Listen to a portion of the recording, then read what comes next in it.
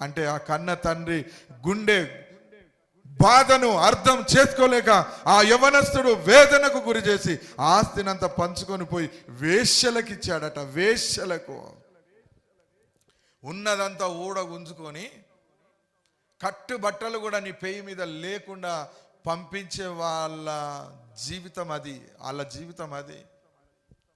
వారికి నీ సర్వస్వం దారబోసి, నీ డబ్బును, నీ ధనము, నీ ఇల్లు పొల్లు అన్ని దారబోసి నీ బ్రతుకును నాశనం చేసుకుంటే ఏమొస్తుంది బిడ్డ?